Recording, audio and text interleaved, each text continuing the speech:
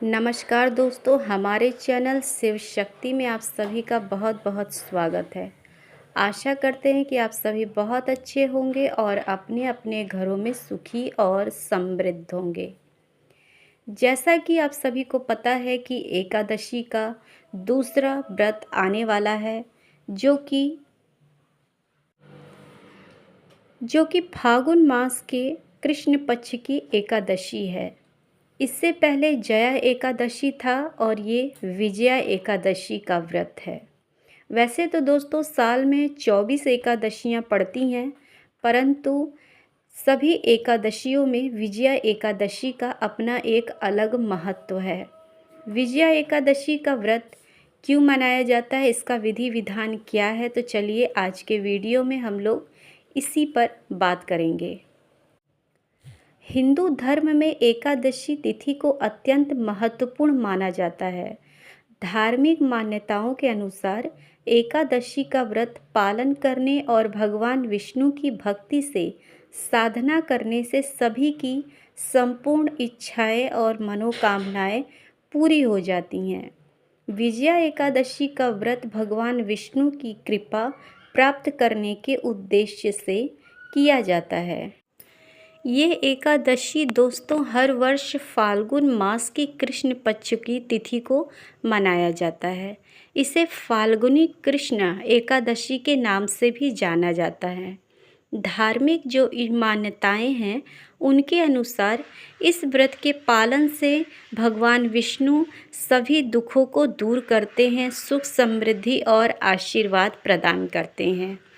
आइए हम लोग विजया एकादशी का व्रत कब और कैसे करना है, साथ ही इसका मुहूर्त काल क्या है, पारण कब करना है, तो इसके विषय में बात कर लेते हैं। इस साल विजया एकादशी 24 फरवरी 2025 को सोमवार के दिन पड़ रहा है।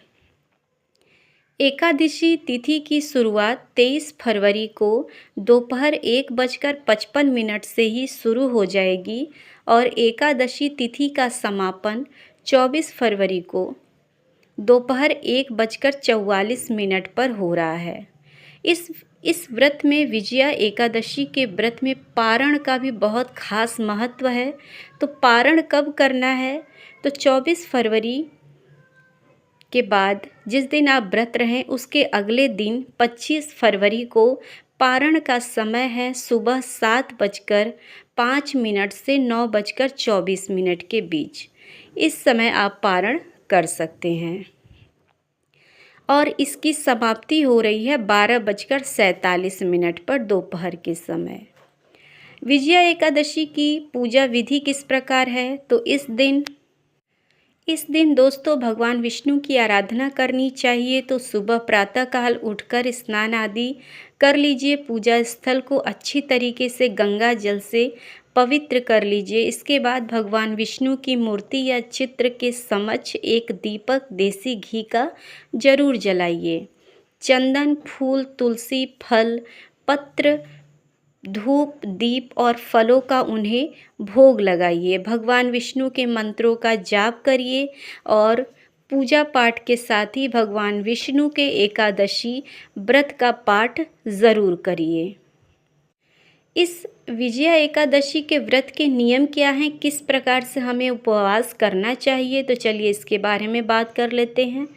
कुछ भक्त जो है वो निर्जला उपवास रखते हैं, जबकि अन्य जो कि निर्जला उपवास नहीं रख सकते हैं वो फलाहार कर सकते हैं। शाम के समय तुलसी के पौधे के समीप दीपक ज़रूर जलाएं ताकि आपके घर में सकारात्मक ऊर्जा का संचार हो और नकारात्मक ऊर्जा आपके घर से दूर चली जाए। अगले दिन पारण जो है ज़रूर करें। द्वादशी तिथि पर ब्राह्मणों को भोजन कराना और उन्हें दान दक्षिणा देना अति आवश्यक है। इसके पश्चात अपने भोजन करें। जैसा कि आप सभी को पता है कि एकादशी में चावल का विशेष महत्व होता है। चावल इस दिन अगर जो व्रत न रहे वो भी न बनाए और जो रहता है उसके यहाँ तो बनता ही नहीं है, लेकिन पारण के समय चावल का उपयोग करना चाहिए। तो दोस्तों विजया एकादशी व्रत का महत्व क्या है? पौराणिक कथाओं के अनुसार इस व्रत का पालन करने से सभी पापों से छुटकारा मिलता है और जीवन में सफलता हासिल होती है। यह व्रत विशेष रूप से उन व्यक्तियों के लिए लाभकारी माना जाता है जो किसी कार्य में सफलता प्राप्त करना चाहते हैं। यदि आप अपने जीवन में सुख, समृद्धि और सफलता की कामना करते हैं तो श्रद्धा के साथ विजया एकादशी का व्रत करें और भगवान विष्णु की कृपा ज़रूर प्राप्त करें।